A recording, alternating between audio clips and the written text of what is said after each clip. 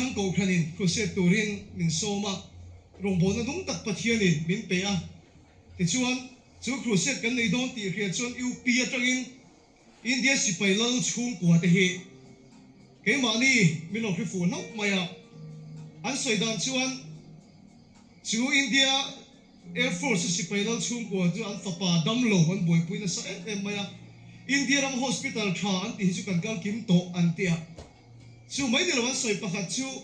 pathian tia an soi hi chu kan pan kim to don nang ni garam pan le hian an tia ni chu tiang kop chuan an fapa adam na chu hospital le pathian ni an khiat tia dam na an zonga ekting e min khiat chu ka khelova Mizoram a pathian in na thok thina ni ti hi an lo khetlat mai al pa su fakin amro se chu sin dia sipai lal chung ko ta chuan an khia helai Assam rifle anon bia karon galdon an ti ta chuan Assam rifle ho tu ta hian makhian em maya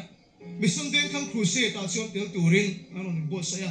mission den khang ko khan committee ta pon he ta kawa kan chutir ve don en ni e chutir lo ve chuna chan lo lem chang lo ve ga akilan thut le kilan thu ve ga kan ti ha e chu la hem ble ma chu India sipai lal tak chung ko chu anon in khom ve se la aron in no ve se la asangin chuna changa changin an chang lo ani thu sei tam ta kan ngai tha pathian da tho san tin mai an mua ro bu ye me mai kan theng hiu thei do lo chu pathian ni zan alo ni chuan pulpit ba chu mi da chung ko chuan an fa pa pom chung chuan mai cham chu ron pan ni chu la pa chu fakin am lo se ti chuan eng wang in ye mai cham mi ron pan ti kan soi chuan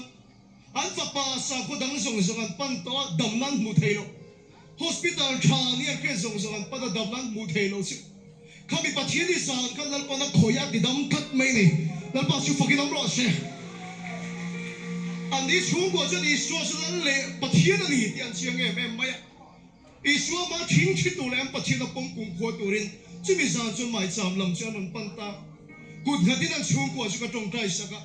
tharau thiang le nan khoi na se em mai an chung ko chu ka khoi na sa lu tu ka an ho le lam pang an sei dan chuan an nu chuan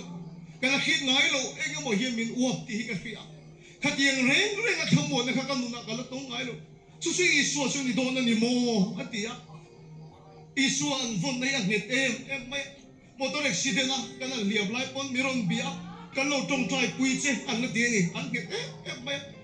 lui kan ko khan rong bo na theng in India sipai bun pui a kon kong an hong ta zela an ni chung ko huan kan ko khan missionary ta lu thei lo na lu thei pha ta zela an ni awang hian Iswa la le chandam tu a aron pom zan chuan ka thin long sual bol lo mu ti ka sak chak view mai la ka thiam don bok si lo wa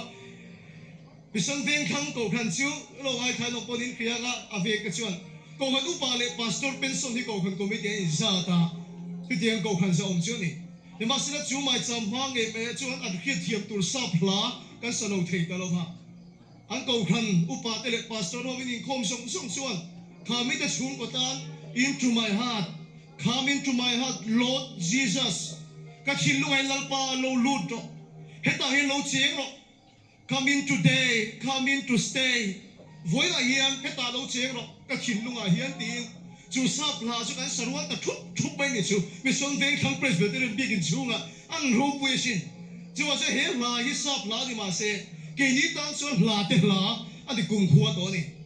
into my heart come into my heart Lord Jesus in an ni chung kwa sak tur chu kan sak pui ta